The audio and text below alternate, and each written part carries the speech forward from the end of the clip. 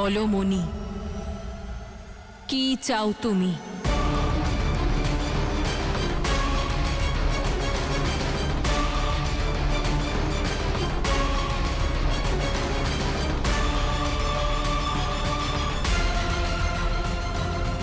মণি, চাও?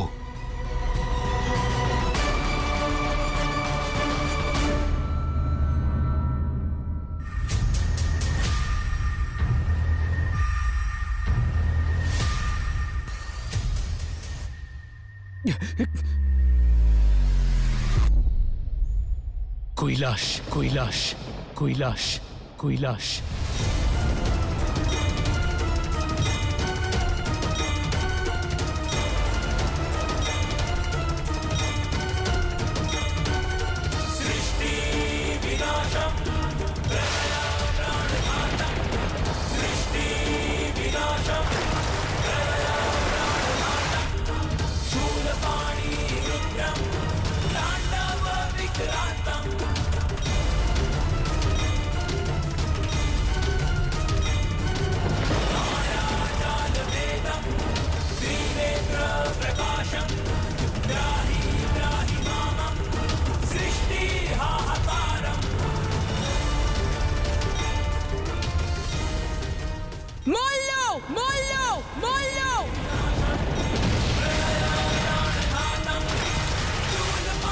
মাতা,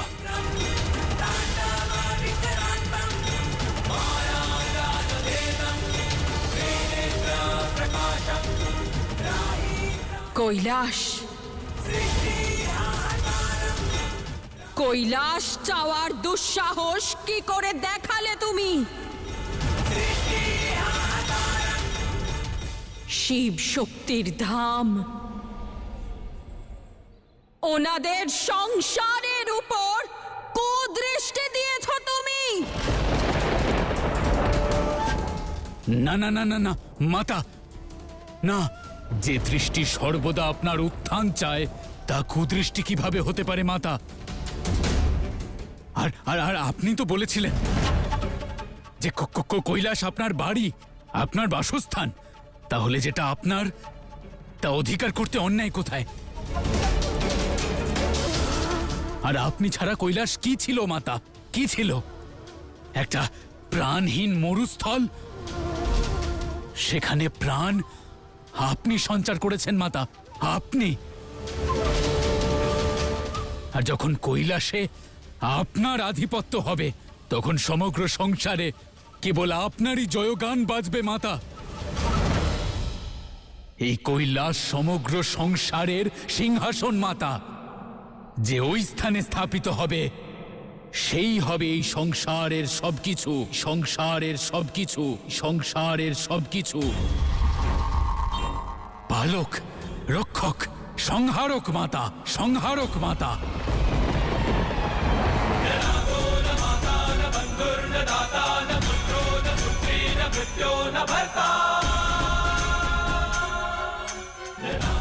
বলুন মাতা, কি দোষ আছে এই স্বপ্ন দেখায়?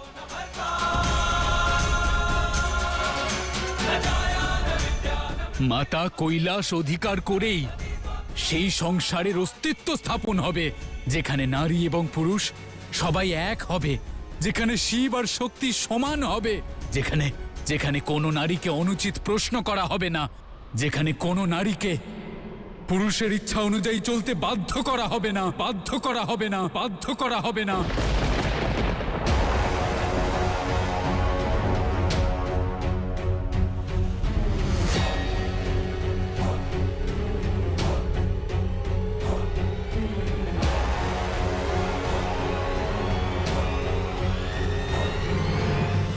মাতা, নিজের ভক্তদের বিশ্বাস করুন মাতা। আমাদের শব্দচয়ন হয়তো কখনো কখনো অনুচিত, কিন্তু আমাদের হৃদয়, আমাদের ভক্তি পবিত্র মাতা। আমাদের ইচ্ছা কোন রকম উচ্চাকাঙ্ক্ষার সঙ্গে যুক্ত নয়, আরাধনার থেকে জন্মেছে। বিশ্বাস করুন মাতা।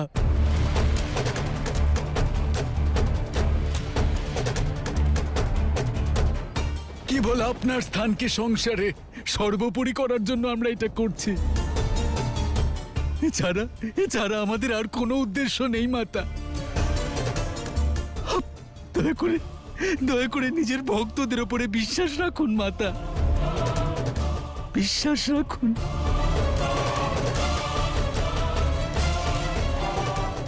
মাতা, যদি আমার মনে কোনো কুবিচার থাকতো তাহলে আমি কি আপনার কাছে অনুরোধ করতাম? শিবতন্ত্রের শক্তিকে প্রয়োগ করে আমি আপনাকে আদেশও তো দিতে পারতাম, কিন্তু আমি নিজেকে আপনার দাস মনে করি মাতা। আপনি আমাদের অন্তিম আশা। মাতা কৈলাস সর্বদা শিবের ক্ষমতা দেখেছে, তাকে আদিশক্তির শক্তি দেখান, আদিশক্তির শক্তি দেখান, আদিশক্তির শক্তি দেখান।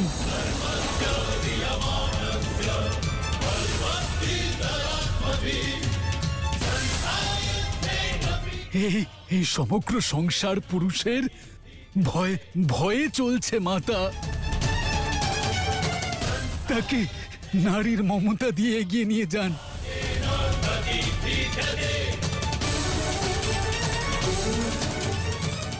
মাতাও ছলনা করার চেষ্টা করছে, ওর কথা শুনবেন না। ও আপনার আবেগের সঙ্গে ছলনা করছে, আপনার ভক্তিকে ছলনা করছে। এই ষড়যন্ত্র শিব আর শক্তিকে চিরকালের মতো পৃথক করে দেবে। এ সকল তারই প্রচেষ্টা। মাতা, না আপনি আমাদের অনুরোধ শুনছেন আর না তো মহাদেব। আপনাদের দুজনের এই দূরত্ব সংসারকে ধ্বংস করে দেবে মাতা।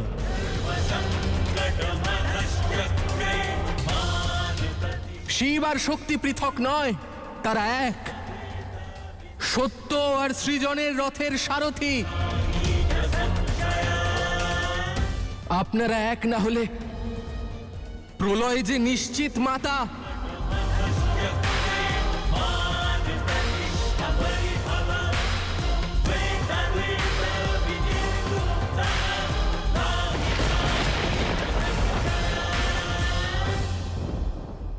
মাতা মল্ল এবং মনির বন্ধন থেকে মুক্ত হন। ওরা আপনাকে এবং পিতাকে চিরকালের জন্য আলাদা করে দেবে।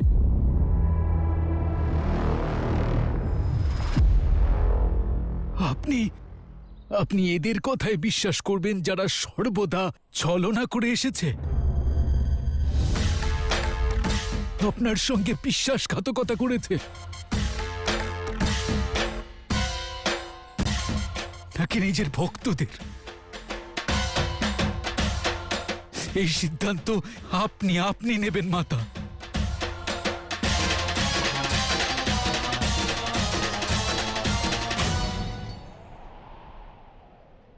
না দেবী,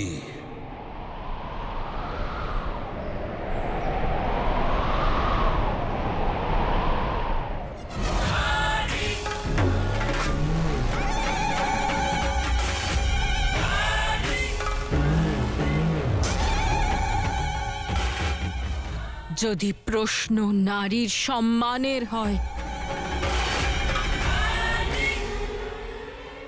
তার অধিকারের হয়,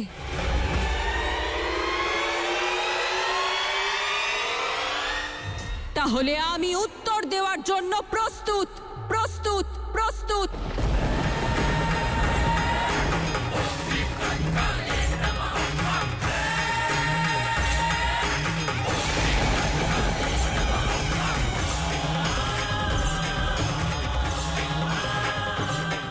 কৈলাসে নিজের আধিপত্য স্থাপন করার জন্য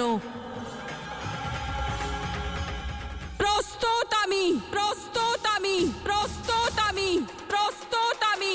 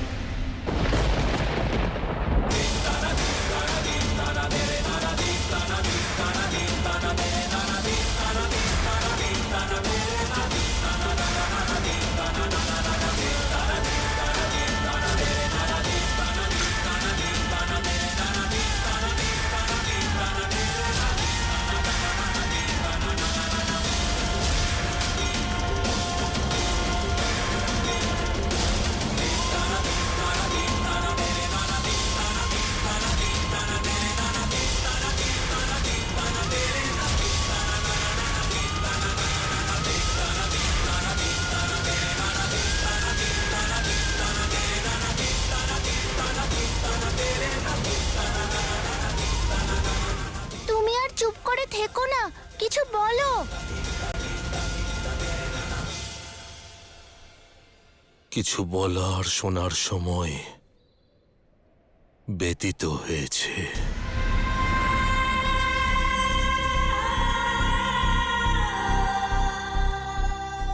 এখন সময় হলো শিব আর শক্তির প্রত্যক্ষ যুদ্ধের যুদ্ধের যুদ্ধের যুদ্ধের মহাকালী আর মহাকালের সংঘর্ষের। কারণ শক্তি এবার যা করতে চলেছেন তা না বিধি স্বীকার করবে আর না নিয়তি। এর পরিণাম কেবলমাত্র সর্বনাশ, কেবল সর্বনাশ, কেবল সর্বনাশ।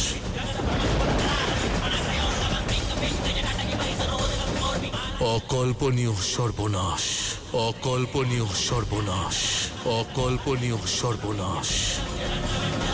এই বিপদ দূর করার কি কোনো উপায় আছে? তুমিও একবার প্রচেষ্টা করে দেখে নাও গণেশ।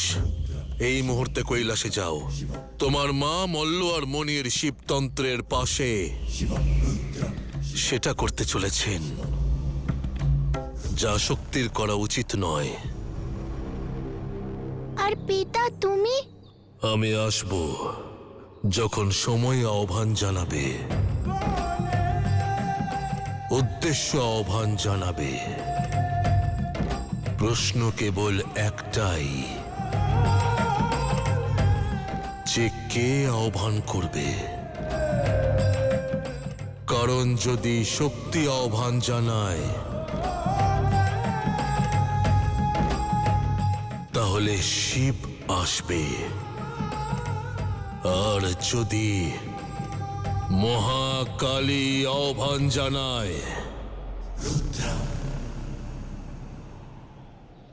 তখন মহাকাল আসবে, মহাকাল আসবে, মহাকাল আসবে।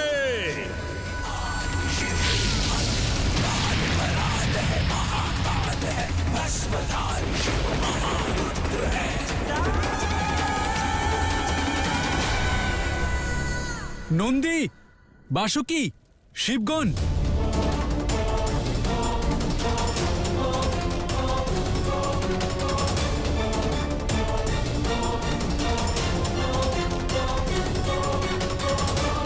কি হয়েছে কুমার কার্তিক, শ্রী গণেশ?